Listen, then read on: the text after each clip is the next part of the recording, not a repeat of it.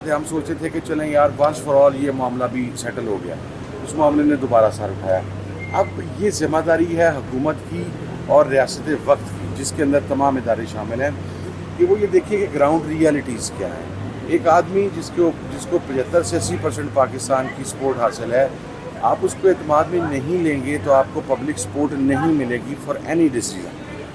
ریاست اگر دہشت گردی پر قابو پانا چاہتی ہے تو آپ اپنی ذاتی پسند ناپسند کو پیچھے رکھیں، دل بڑا کریں۔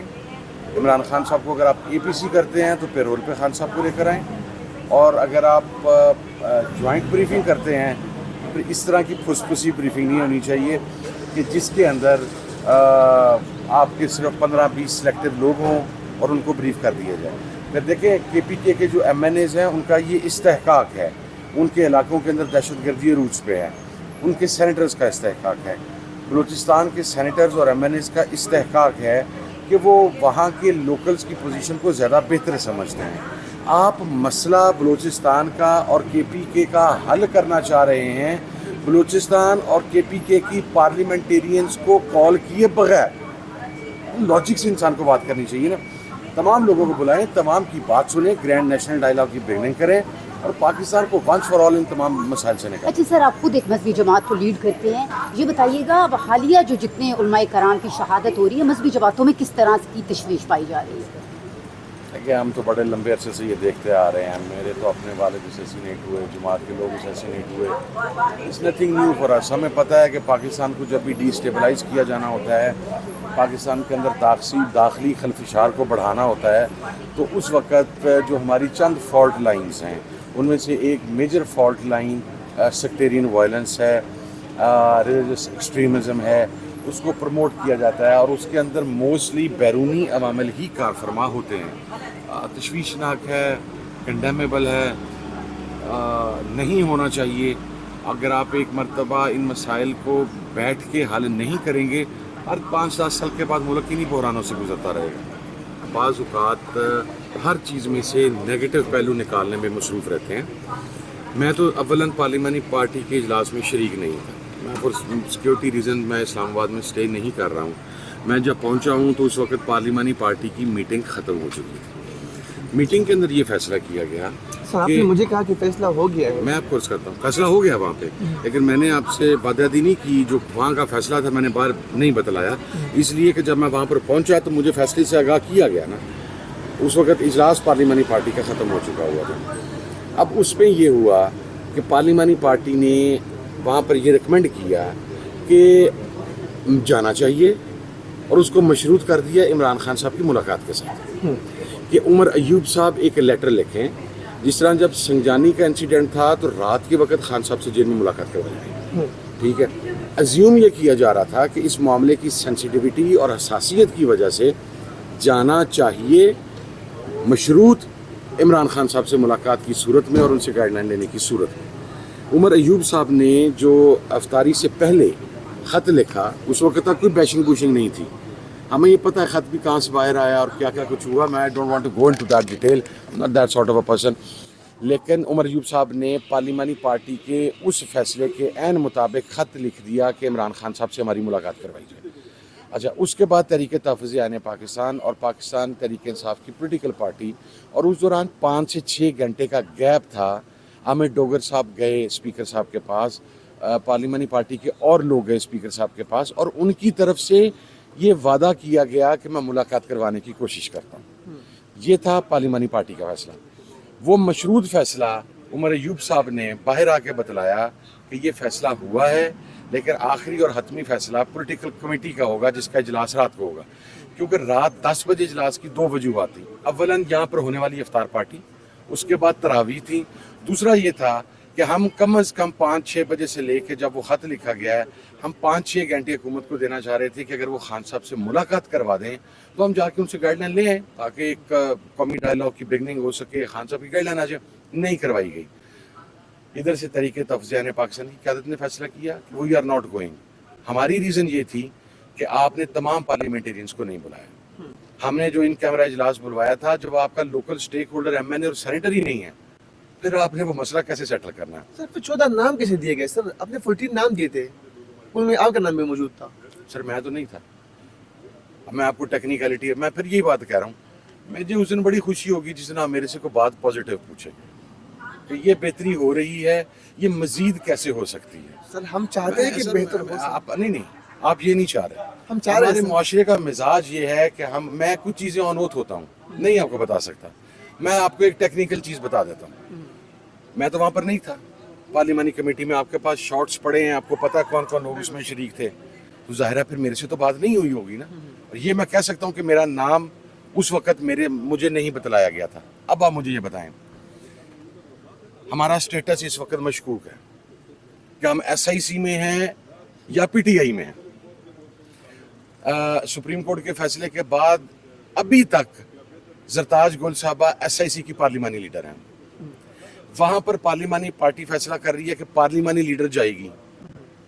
اب پارلیمانی لیڈر جائے گی اور جو پارٹی کا چیئرمین ہے وہ نہیں جائے گا.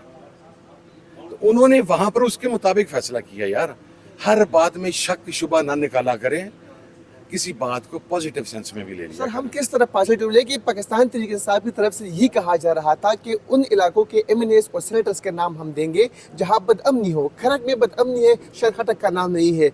لکی مرود میں بدامنی ہے وہاں شیخ چور نکال دیا لیکن ان کا نام نہیں ہے. محمد ایجنسی میں بدامنی ہے وہاں کے ایم این اے کا نام نہیں ہے. نام وہی ہے جو گرے چہرے اور جو اسکرین پر آتے ہیں. سر تو ہم کس طرح پازیٹیو سوچے تھے؟ یار میرا بھائی شاہد خٹک صاحب نے تو میرا خیال اپنے تحفظات کا اظہار بھی کر دیا. باقی اگر کسی کو نہیں شامل کیا گیا تو وہ سٹینڈ تو ہم لے چکے ہوئے ہیں نا. آپ ایک کرک کی بات کر رہے ہیں آپ 2 اسپیسیفک ایریاز کی بات کر رہے ہیں. ہم کہہ رہے ہیں کہ پورے بلوچستان کے ایم این ایز سینیٹرز اور پورے کے پی کے ایم این اے اور سینیٹرز آپ پنجاب کے سارے کاٹ دیں باہر کر دیں. میرا موقف تو مسئلہ یہ نا آپ کو وہ 14 نام اچھا اگلی بات میں آپ کو بتاتا ہوں. اگر عمران خان صاحب سے رات 1 بجے ملاقات کروا دی جاتی سر اسپیکر چیمبر آپ نے کھلوانا تھا جا کے نام دینے کے لیے. آپ کو پتا سیکیورٹی کے کیا اقدامات ہیں. وہاں سے کسی کی گاڑی نہیں گزرنے دی جا رہی. پارٹی نے کچھ چیزیں حفظ ما تقدم کے طور پہ کرنی ہوتی ہیں اور وہ مشروط تھی.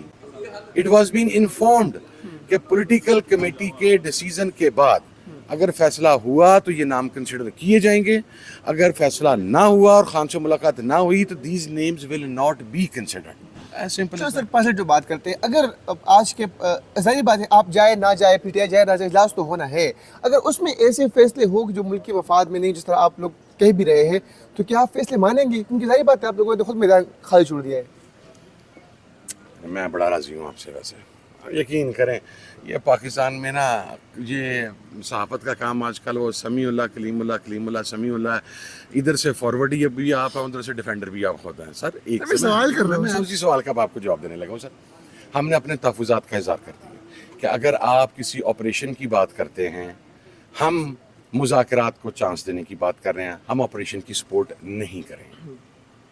اگر فار ایگزامپل آپریشن ظاہری بات ہے وہ پرمیشن دے دیتے ہیں ہو بھی جاتا ہے تو اس کے بعد کیا موقف ہوگا سر آپ لوگوں کا؟ آپ کے پاس کیا رہ جائے گا سر؟ کیونکہ آپ گئے نہیں اجلاس میں آپ نے شرکت نہیں کی تحفظات کا اظہار وہاں جا کے نہیں کیا.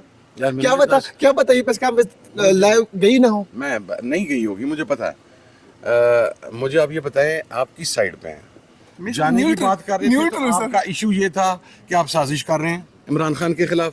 اب نہیں گئے تو آپ یہ کہہ رہے ہیں آپ نے میدان کھلا چھوڑ دیتا ہے. یار کچھ سانو ایک پاس ادھر ہے لندن یار سوال کر رہا ہوں نہیں سر. سوال بند آپ نے جو پہلا سوال یہ کر لیا تھا میرے سے کہ ہم لوگوں نے عمران خان صاحب کے بغیر کیسے فیصلہ کر لیا ہمیں نہیں جانا چاہیے تھا. اب آپ کا دوسرا سوال یہ نہیں بنتا کہ ہم نے میدان خالی چھوڑ دیا کیونکہ آپ نے اپنے ذہن کا اظہار کر دیا کہ آپ سمجھتے تھے کہ وہ فیصلہ غلط تھا جانے کا. تو اب یہ نہیں ہو سکتا کہ اگر میں نے اس کا سیٹسفیکٹری جواب دے دیا تو آپ ادھر سے آ کے مجھے پکڑنے لگے اور یہ کہیں کہ نہیں جی اب آپ نے میدان کھلا چھوڑے. دوسری بات ہے کس چیز کا میدان کھلا چھوڑا سر؟ ہم نے وہاں پر بھی جا کے ہم نے بندوقیں اٹھا کے تو جانا نہیں تھا نا. جاتے بھی تو اپنی بات کا اظہار کرنا تھا ریاست کے آگے. وہ ہم نے یہاں پہ پریس کانفرنس کی صورت کے اندر کر دیا. جتنا فرق ادھر کا پڑنا شاید ادھر کی آواز زیادہ سنی گئی ہو کہ یہ کیا کہنے جا رہے ہیں. ادھر تو شاید ہماری سنتا بھی کوئی نہ. ٹھیک ہے اچھا پھر اگلی بھی بات میں آپ کو بتا دیتا ہوں. اگر اجلاس ختم ہو جاتا ہم باہر آتے پھر آپ نے ایک ایک کو پہلے خریدنا تھا. تو نے یہ بات کیوں نہیں کی, تو نے یہ بات کیوں کی. اگر میں نے سخت کی ہوتی تو آپ نے مجھے کہنا تھا میں ریاست مخالف ہوں اور میں فوج مخالف ہوں. اگر میں نے نرم کی ہوتی تو آپ نے مجھے کہنا تھا کہ میں اسٹیبلشمنٹ کا پے رول کے اوپر ہوں. یار کسی ایک پاسے رہن دو بھائی جان. ایویں نہ کرو, ٹھیک ہے, میری یہ ریکویسٹ ہے. میں اور میرا مزاج آپ کو پتا ہے, میں جو بات ہوتی میں سیدھی برملا کھلا, میں چھپاتا نہیں ہوں. خان صاحب کے سامنے بھی اپنی رائے, میرے پہ ٹرسٹ بھی اسی وجہ سے کرتے ہیں تاکہ کہتا ہوں خان صاحب دس از مائی ویو, میں نے آپ کو اپنا ویو دے دیا. جہاں پر جب بندہ غلط ہوتا ہے, ہمارے ایک دو ساتھیوں کا ایشو آیا, غلط تھے, میں نے محتاط رائے میں یہ کہا کہ میں نے انہیں سمجھانے کی کوشش کی تھی کہ ہر بندے کے ساتھ پنگا نہیں لیا جاتا. میں نے وہاں پر بھی اپنے رائے کا اظہار کر دیا جہاں پر شاید بہت سارے لوگ کمفرٹیبل نہیں تھے. ٹھیک, میں نے آپریشن کے اوپر بھی اپنی رائے کا اظہار کر دیا. میں نے کل ہی سے افطاری میں جو میں نے ہمارے ایکس آرمی چیف اور ڈی جی آئی کی اکاؤنٹیبلٹی کی بات کی, وہ تھے میرے بران, یاد کو نہیں آئی. ٹھیک ہے, اس کی جو قیمت میں نے بھرنی ہے وہ مجھے پتا ہے سر.